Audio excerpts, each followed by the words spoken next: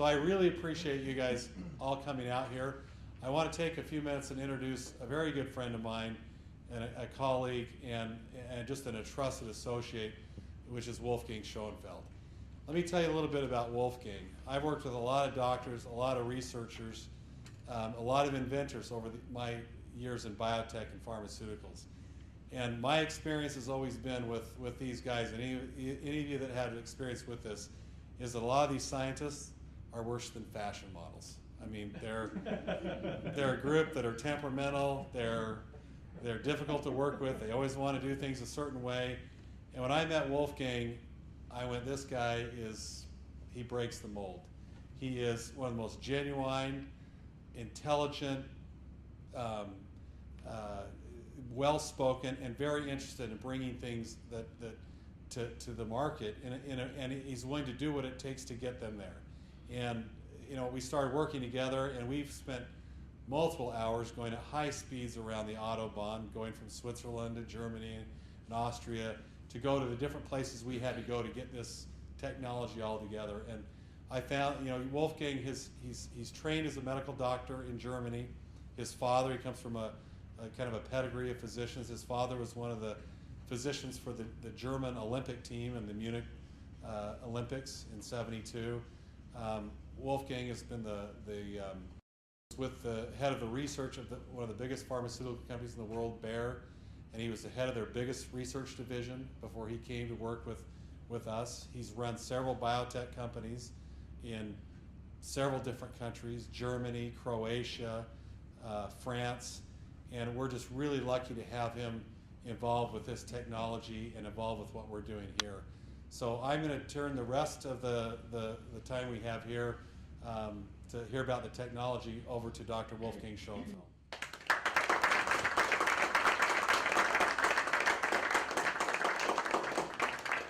Okay, many thanks. Matthew, also you should get a very long nose like this Pinocchio when you are talking about me and my achievements. So when you hear Croatia, Germany, Switzerland and Austria, it looks around that you may get the impression that I really didn't know what to do. And actually that's true. I'm somewhat addicted to research, and keep one thing in mind, and we will see it later during the talk. We are not talking about search, we are talking about research. So it is there, someone else has already decided to find it, and we are redigging many things. And that's actually a part of the game, what we are here doing. So what I will try to do, and I'm really grateful that you sacrifice the NBA finals and not do it when the German soccer team is playing tomorrow, so I hope I can see this at least. I will try to do in the first part to give you a little bit of a background of the technology and the story behind it, why I'm so interested in this and doing various things in biotech, mainly directed to individual molecules. But here in this case, I'm telling you something about a general principle which is so important, and it is the reason why so many drugs fail, getting side effects, or nutraceuticals or cosmetics do not fulfill the promise, despite the fact that they are on the label, the ingredients. And in the second part, I will highlight a bit of the philosophy and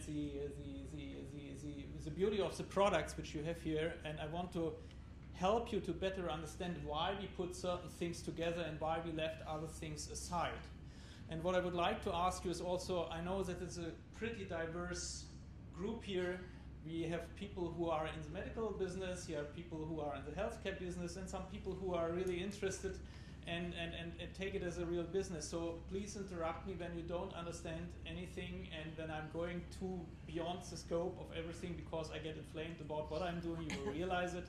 And I'm, of course, every day dealing with the whole thing. So things are very normal to me, which are very new to you. And I hope I can bring you on a level that we both have a possibility after the talk to discuss and to get things sorted out, because it's very, very important for me and our team that we get a feedback, that we learn how you perceive these products and what is your experience later on when you have customers taking it and you get a feedback.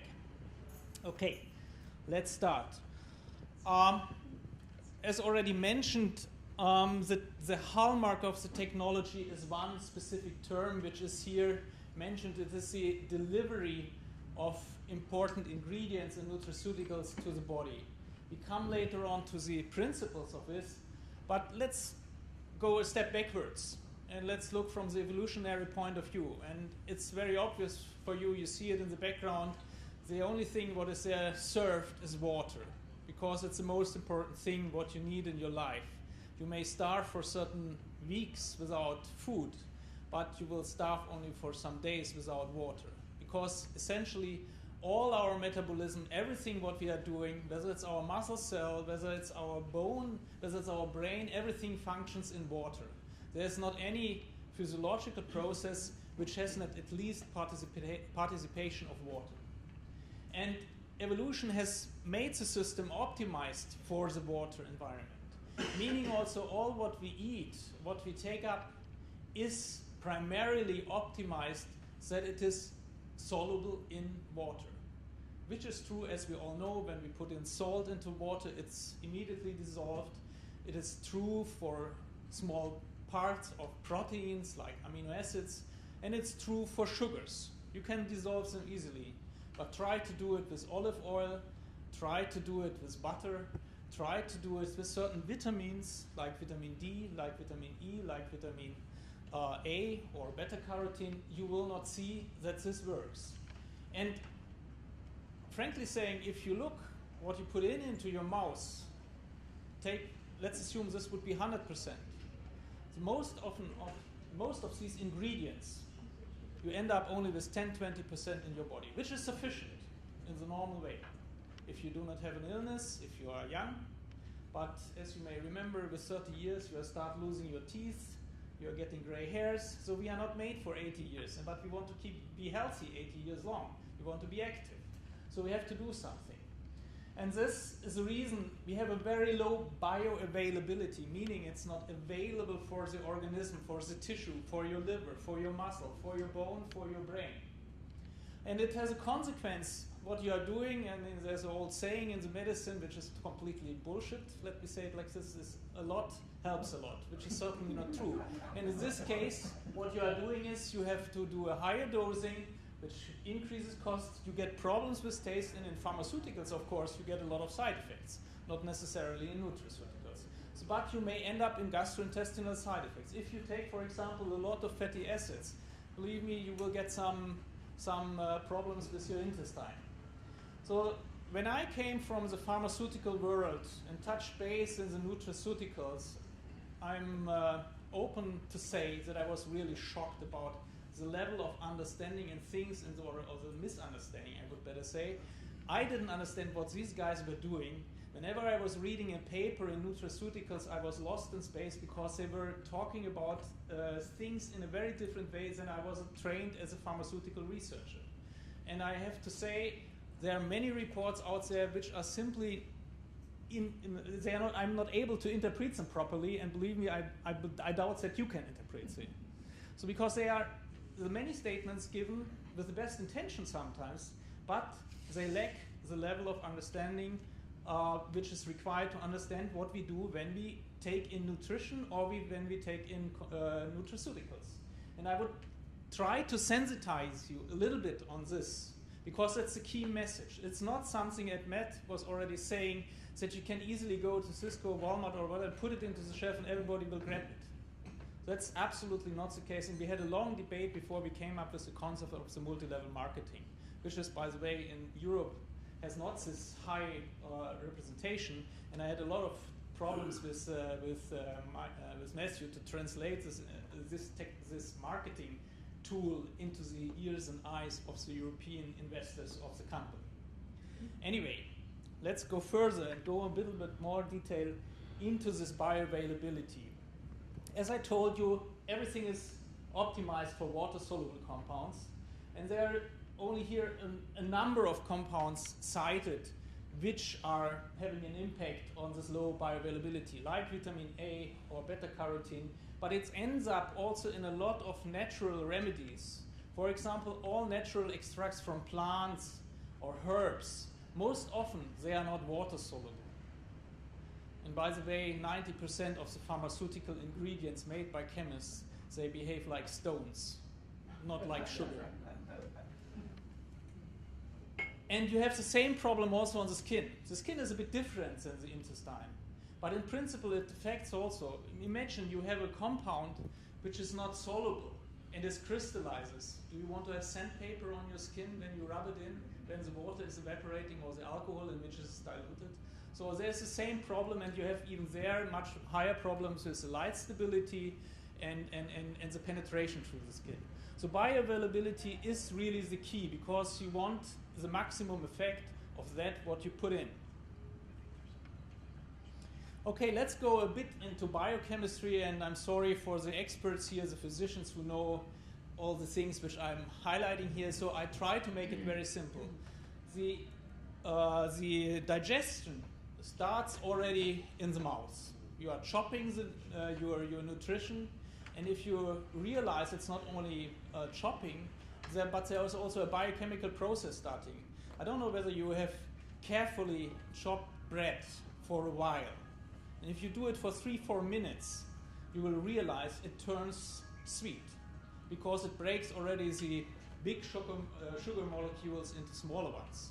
So we start to metabolize, to digest already in the mouth cavity, going then through the esophagus and ending up in the stomach, where we have the acidic environment, which cleaves furthermore the big molecules. And then you have the little parts there, partially water soluble and partially non-water soluble.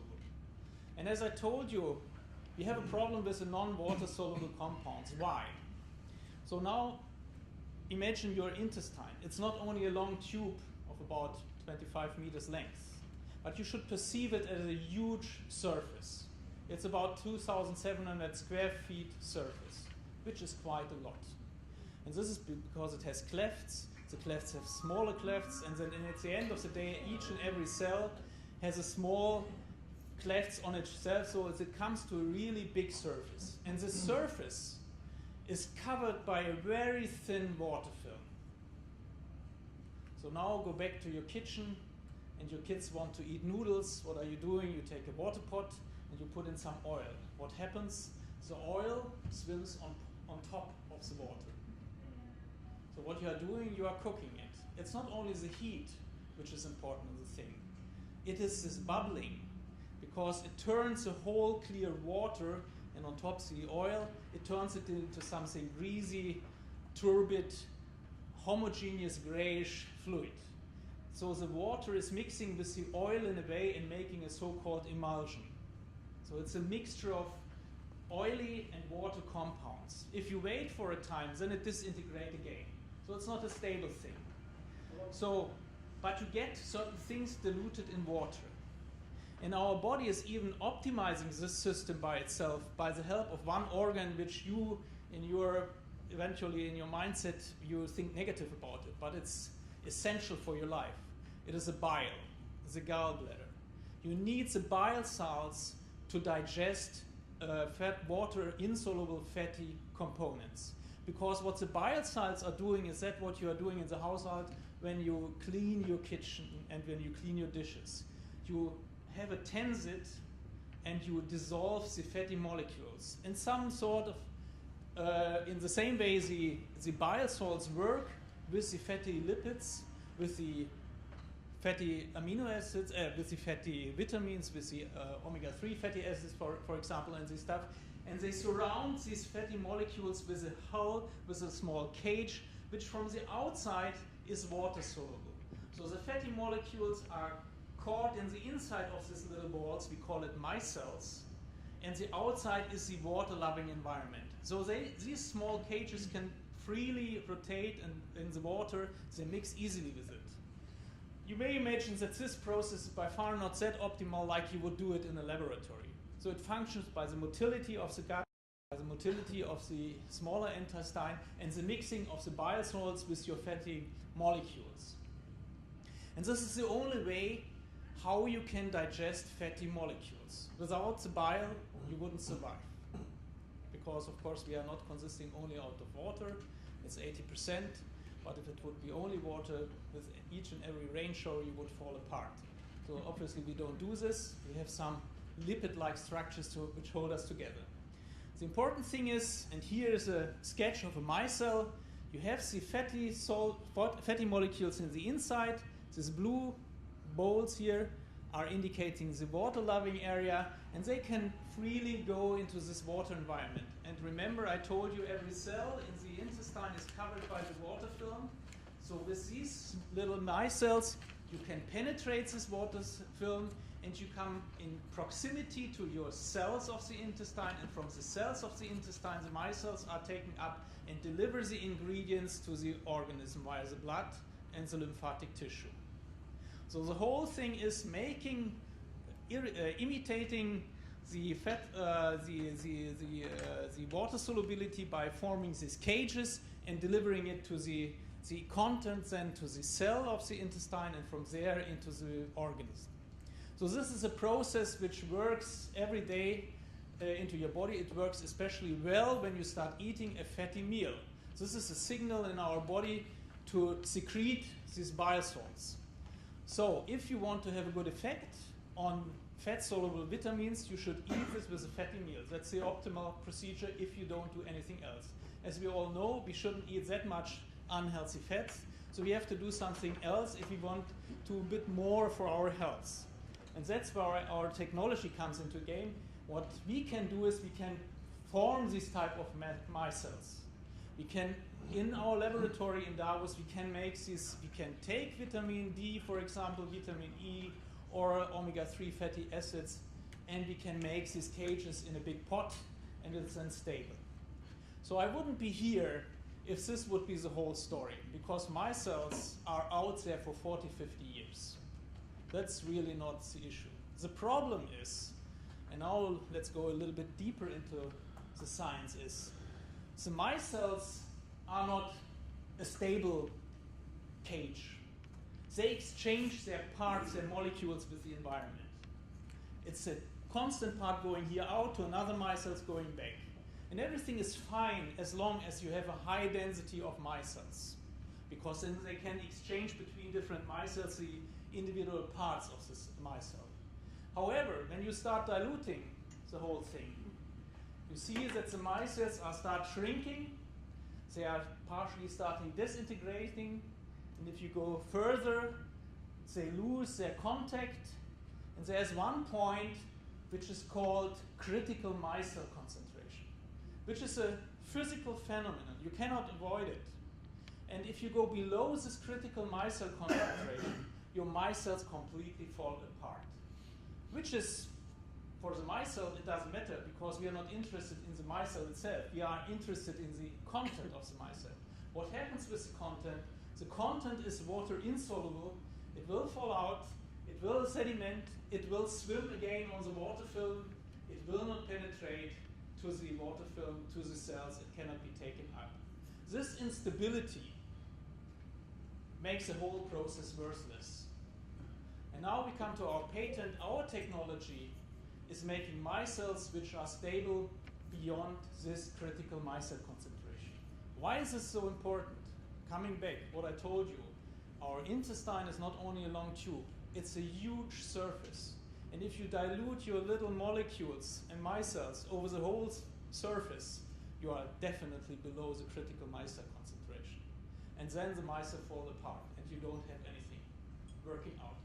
So what we can do, we can stabilize with our patented technology the micelles, that they stay stable when they are diluted, that from the beginning to the end of the digestion, we can take them up, and we get everything into the blood.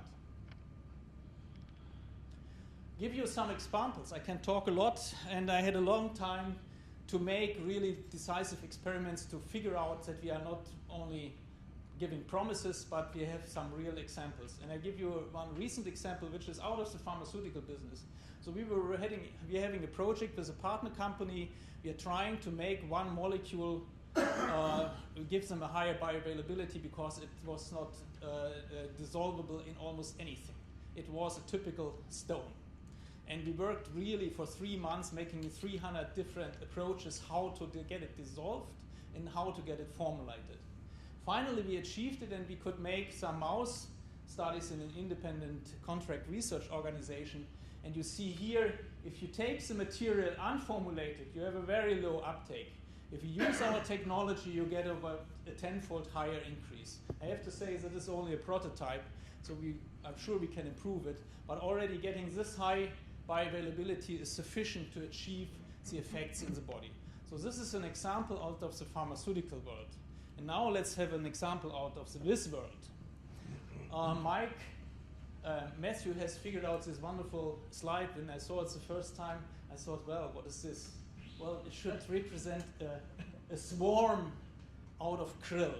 I don't know whether you know what is krill, but krill are the little shrimps in the Arctic Ocean where they are abundantly present, and they are the main meal for the whales. So they suck in all the water, and they spill out the water, and the krill stays inside. And something is wrong here. It's not orange. And I will tell you in a moment why it's not orange.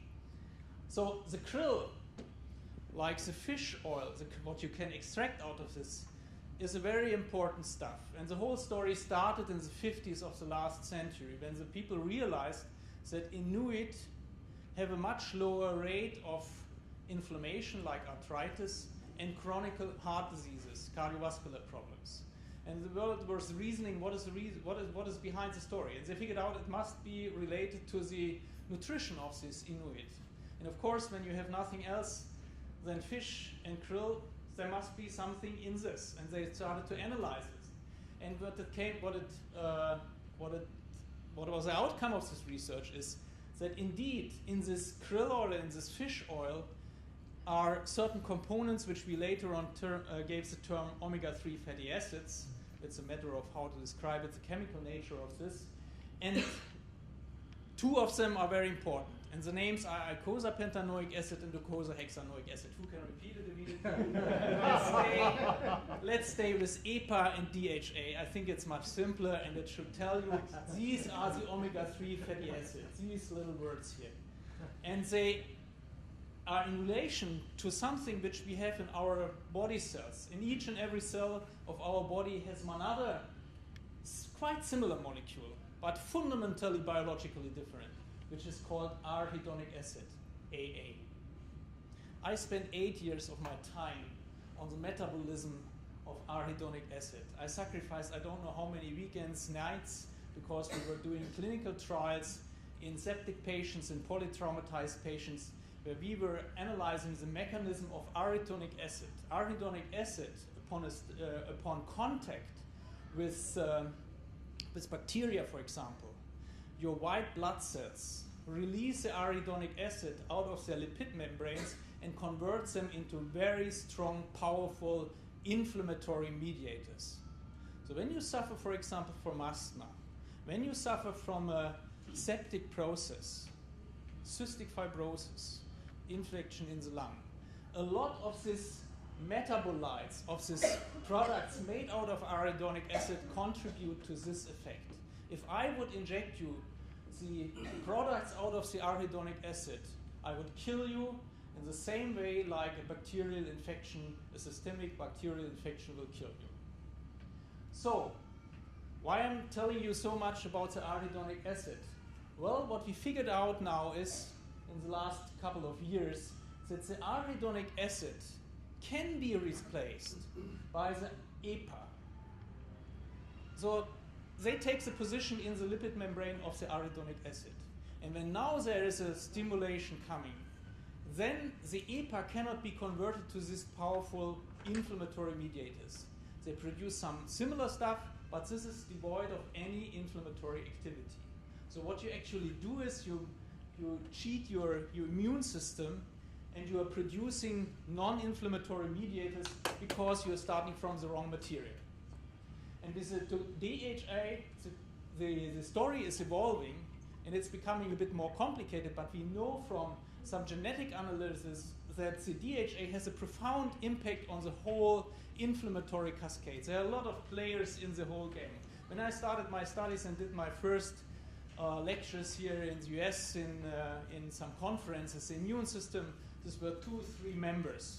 Believe me, 10 years later, you couldn't fill a slide with it because it was going crisscross between 30-40 participants, proteins, lipid mediators, enzymes, and so on. We are beginning to understand the effects of the DHA on the inflammation. We have observed with the DHA that it may, under certain circumstances, inhibit tumor growth. And we know that DHA is very important for the development of the brain. It's the most abundant unsaturated fatty acid in your brain. And there's another player in the whole game of this krill oil, which is the astaxanthin. Now the question is, when you go into a food store and you buy fresh shrimps, how do they look like? Right. Tasty. Great. Ugly. So, I was once in Hong Kong, and they came up in a wonderful restaurant with a bowl having living shrimps or prawns in it. And they were all swimming in Chinese wine. I later on realized Chinese wine is about 50%, 60, 70% alcohol. So they were a bit dizzy, but they were swimming in it. And then the waiter came and was taking a lighter and inflamed the whole thing. And what the poor prawns were doing, they were jumping out of it and they were put back up to the moment. What are you doing when you are laying too long in the sun? You get red. These prawns are also getting red. And you know why they get red? Because of this here.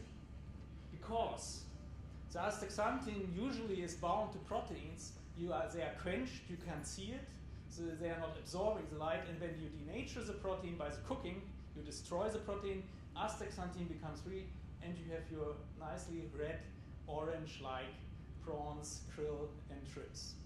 That's the story. It's also the same thing with the flamingos, they have it stored differently, but salmon also has the astaxanthin in it. And the astaxanthin is a very powerful antioxidant.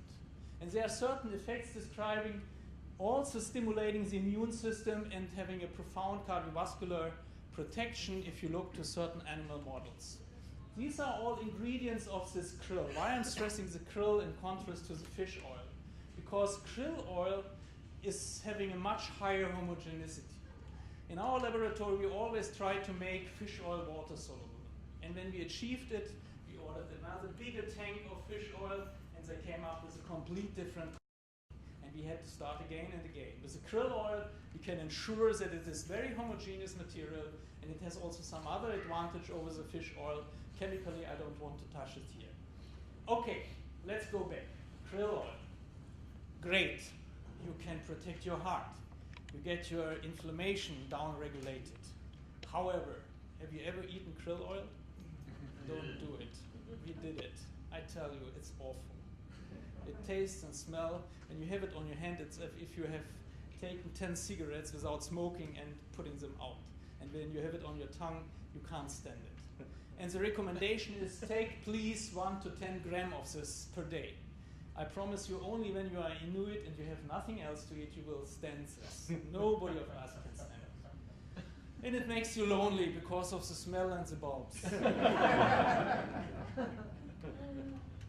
Okay, we thought, okay, now we have finally with the krill oil a source by which we could one time develop the thing and then we have it done forever, which later on turned out also not to be really true, but we can deal with it. And then we said, okay, our micellation technology, we have no clue how it will work, and by the process in the technology, we cannot use pure krill oil in making pure micellation, so we dilute it automatically. So we came up with an amount in our dosing of 400 milligram, so 0.4 gram instead of 1 to 10 gram or 20 gram. And there's a pretty low amount of EPA and DHA in it. And we're thinking, oh, I have no clue, how good will we be? Will this be really taken up? Do we see an effect when we dose this? Because we were afraid to dose it higher.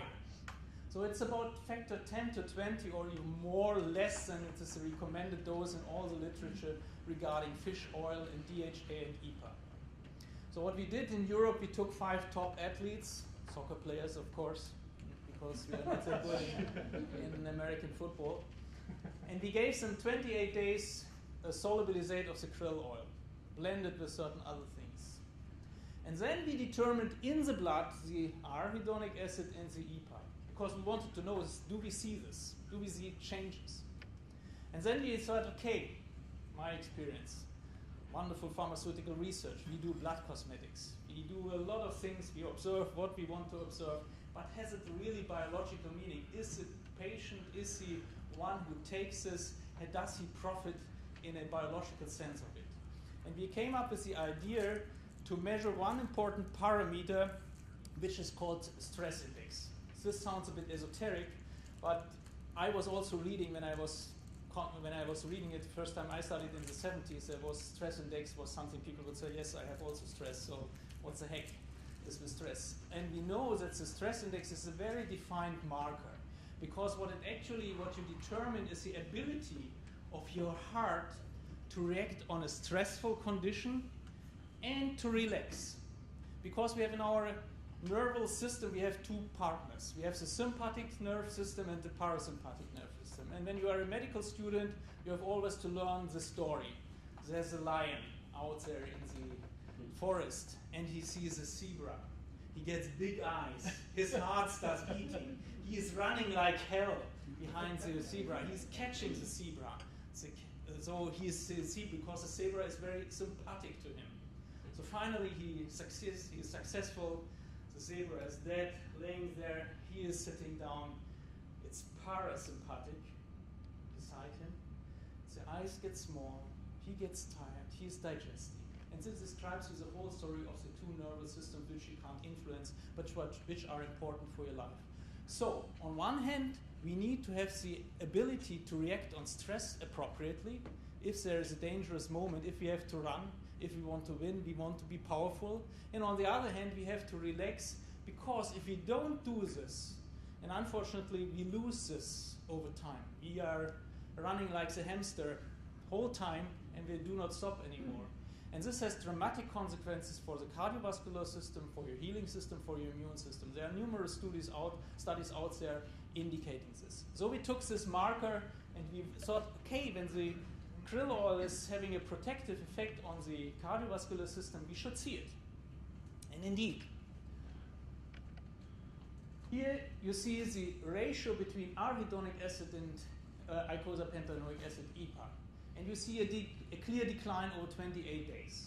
So in the blood, the EPA was sufficiently present, despite the fact that we have much lower amount in our dosing.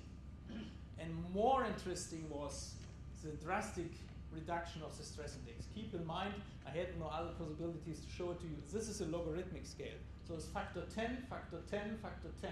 You see the drastic decrease in these volunteers in the stress index. So we could prove we do not only make blood cosmetics, we get a nice bioavailability, but we got also a drastic biological effect, which convinced us to make one product which will be rolled out hopefully very soon, because now we have the problem. We have the problem on the one side of the ocean, of the Atlantic, because in Europe we have a different taste and smell, empathy. So we were totally fine. The soccer players, they didn't realize that they were eating krill oil because it was blended with orange oil and everything was fine. And when we later on adapted the whole process here to US, we had to realize we are using here different ingredients, starting with natural extracts like orange oil. The orange oil I get in Europe is completely different, believe me, than the one I get in US, and I can't go forth and back and do these things. So we spent an awful amount of time now to optimize the smell and taste of this super omega. Otherwise, we would have been done already 3 months ago, because the whole concept of the product is ready. My colleagues here in St. George and the ones who were testing it in Utah, in Salt Lake City, we were busy getting the optimum result on the smell and taste, because one thing is very clear as someone who is in medicine: if you cannot convince someone to take a certain medicine on a long-term base, then the effect is null. And many diseases or many treatments fail because people simply put it aside. Okay, I hope I show you that the technology indeed delivers the promise, and we can do it with a much lower amount of material than it's usually required. And that's was highlighted already by Matt. If I cannot educate you, and if you go out of this meeting do not understand because of the term of bioavailability and what the technology can do, then the Cascos, the Walmarts, and these people will take and eat this type of stuff because they are seeing that there's 100 milligram versus 10 milligram, 1,000 milligram versus 100 milligram in it of an ingredient, and they do not realize what they really get. You can eat 2 grams of Q10. If it's unformulated, you have 0 effect. You have 50 milligrams, 30 milligram of a formulated Q10, and you have an optimal effect. So that's the story behind. And now, Did the soccer players win? yes, they became champion of the Swiss national team. Let's say the Swiss are not ultimately the best soccer players, so but they won against Germany just before the European Championship 5-2. I mean, it was a crazy game. So anyway, it was. But the Basel team is pretty good. So they are all running with a big logo of Novartis on their breast. So keep this in mind. Who's going to win tomorrow? Pardon me? Who's going to win tomorrow? Greece. Is this a question? Greece. No. 2-0. Ah, come on. Do you want to work? Should I leave? You should. I'll be up there. Why? Look who won today. Portugal no won. way. They were not the favorites. I suffered a lot with Bayern Munich this season, so I don't want to suffer with the national team anymore. Okay. If there are any further questions to the technology, let me know. For a person that has lost their gallbladder, now, do they need this technology? More than the others. Is their body functioning? Yeah, it's functioning, but they have a much less good digestion in general, because you have not anymore the storage capability of the gallbladder, which is releasing the stuff when it is needed. So it's a constant flow out, whether you need it or not. So we bypass this effect. In principle, we wouldn't need the bile. So you would profit even more from these type of things. And there are some diseases out there which have really problems with the gastrointestinal tract because of the failure of certain genetic defect. Was the most important genetic disorder, cystic fibrosis, is characterized by producing a very thick slime because of a defect in one of the pumps for certain salts. And it leads to the fact that they are out of their glands, whether it's the, how do you say, parotitis, how do you say in English? Pardon? Yeah. Salivary gland, yeah, right. It's not producing the right or is clogged. The pancreas isn't functioning. So the whole glands in the gastrointestinal tract do not function, and they have a much lower concentration of vitamin D, vitamin E, and all the stuff in their blood. And we are talking here really nothing, not having only no sun, but really a disease. So this would be ideal for a person that doesn't have a gallbladder. Yes, I think so, definitely. Is it diabetic thing? Yes. So we don't use diabetogenic sugars. And there are some ingredients which have a positive effect on diabetes, like the gluten. Type 2 or type 1? I think on both, in a way. I mean, it's a story which I cannot let's say, fully explain at this stage. Let me say it like this. The nutraceutical world functions completely different than the pharmaceutical business. And if we adapt our knowledge from pharmaceutical one-to-one to nutraceuticals, as we do, we fail. For example, let's take an example of a complex natural extract. For thousands of years, we know it functions. It's called propolis. I don't know whether you know this. The bees are producing a resin by their own means, and they are going out when it's hot. There's a certain bee population in a whole kingdom of bees picking up resins from trees, and the resin is very, very sticky. It is completely undissolvable in water. And the resin is taken up by these bees. They mix it with their own fluids, and then they put it out again. And mainly they do it in the beehive to seal the beehive that no water is going in. On top of it, it has a very, very strong antimicrobial and immune stimulating effect. Imagine the following. In a beehive, there's a mouse. It will be immediately killed, but the bees will not take out and put the corpse out. It stays there. What it only can do it to seal it and to kill the bugs in it, the parasites, the fungi, the bacteria, and the viruses which are brought to this beehive. And the propolis is exactly doing it. And the Greek knew it. They took this and smeared it around on the wounds, and they could clean the wounds by this. However, you can go out, Google on propolis. Everybody is happy. Everybody will sell you propolis. The only problem is that it is not taken up because it's a resin. The only thing what you could do is you can dissolve it in alcohol. Okay? Let's propolis in whiskey, I would enjoy it. I don't know whether others would enjoy it. But mainly the effect on the systemic level is not evident. However, we know that propolis is very potently killing viruses. And I give you later an example to this. So coming from propolis, there's effects on diabetes. And the problem is propolis consists out of 70 to 90 different ingredients. And I have worked in Bayer company for 2-3 years and dealing with natural extracts. I mean, I felt like a kid at the beach. You take the sand, you have it between your kids, and it's going, and you try to isolate the active principle. You are getting less and less and less, and at the end of the day, you have only inactive things in your hand because it's mixture which works. So how to explain the FDA 70 different components where you would have to test pharmacokinetics, pharmacodynamics? Forget it.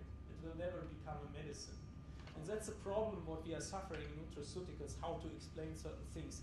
It is sometimes only hypothesis, sometimes in animal models. And if you have, and mostly people try then to adapt the pharmaceutical knowledge, testing only Q10, testing only vitamin E, testing only vitamin A. Show me one product where you have only this one in. You always go in mixtures, naturally, or you want to go in mixtures, because you don't want, let's say at the end of the day, at least we don't want to give you 50 different pills and put in labels. This is for Wolfgang Schönfeld, 5 from the green ones, 6 from the red ones, 2 from the blue ones. This will not work on the mass production. Yeah, not automatic. Right.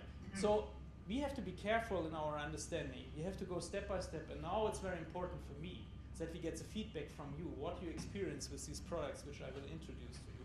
We need to know what your what the volunteers, what the people who take it, how they react on it. We need to know whether they profit from it. So we will have a constant exchange of information, I hope so, that we learn how good our products are really, because they are new. They have a long history already in Switzerland because we are selling it out of the pharmacy, the predecessors, but they're slightly different. These are the new products based on the experience we have there, which have to give the promise back to the one who invented it. I will introduce you in a second to them. And of course, we want to give the volunteers and the one who take it the best what we could do. As Matt has already said, it's a Swiss technology. Okay, the Swiss are very particular people. So we have the laboratory in one of the most expensive places in the world, I can tell you, in Davos, as we said, in 1,800 meters height, and you have to go around. And it's a pretty famous town regard to the health business. So it has the highest density of clinics in Europe. And there's a very famous novel written by a German one after, or let's say before First World War, during the First World War, and then finished after the First World War, Thomas Mann, who later on was then in California escaping from the Nazis. Thomas Mann was writing The Magic Mountain, describing that what Davos was good for, treatment of tuberculosis in the time before you had antibiotics. Today you can treat the tuberculosis in Los Angeles. At this time, people's only success story, which worked out so was having clean air, and Davos has really clean air, very dry air. And nowadays, and there's a picture of Davos, it's a beautiful town, and if you have a lot of money and you want to do skiing, go there. But it's also important for the World Economy Forum, which is taking place every year.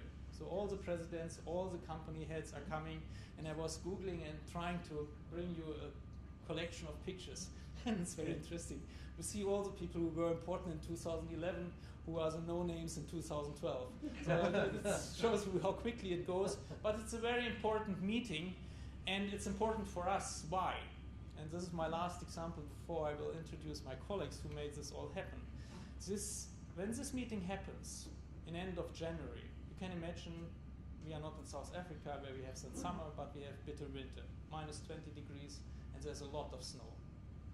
And of course, when Mr. Obama, Mr. Clinton, whoever, all these celebrities are coming, Bill Gates, they are all afraid that something happens. So Swiss Army says, we will protect you, 5,000 soldiers have to serve there for 3 weeks. And they are simply disappearing. My co-workers suddenly had to go to army to make the service. And these 5,000 soldiers are then packed in this little town, in their campus and these things. And And then you have the same thing which happens at the end of the First World War. The first soldier starts sneezing, and then the battalion is ill. And at the end of the First World War, it was not a flu, but it was a Spanish flu, and it killed some millions of people, spreading all over the world. So it's not that heavy what happens every year in Davos, but the staff doctor of the army came to Hans-Peter, to my colleague, into the pharmacy, asked, don't you have anything good to prevent infection and these type of things? I have here this problem. And Hans-Peter said, yes, we have something. And he gave him a product developed by the technology and by the knowledge we have. Keep in mind, we have in Switzerland, we are the #1 in compound pharmacy, and we have the biggest collection on recipes besides the authorities, because we have to give them all the recipes, but from a pharmacy point of view, we have the biggest collection, more than 30,000. So Hans-Peter was doing something, and we have a statement written by the staff doctor over years. The rate of infections dropped from 30% to 3%. And it's a mixture of propolis and ginseng, what is in there, to show you the power of nutraceuticals. It will never end up as a medicine. Believe me, nobody can develop this. Anyway, these are my colleagues here. You can't see them. I hope I will have bigger pictures that you can see in Hans-Peter in front of the big pot where we do the solubilizates, the core, which we dilute later on into products. That is Peter Koller. He's the head of production. He's a cook. Very important, I tell you. Ladies filling things. And then we have the analytical team in Germany, in Düsseldorf, Helge Dinkler and Ilse Knöller, who are running and assessing the products, measuring the content. And without their help, I wouldn't be here. And without their critical help, I would talk a lot of bullshit. I didn't do it, and I hope you enjoyed it a bit. And if you want to kill me now with questions, I'm fighting back and will answer them all.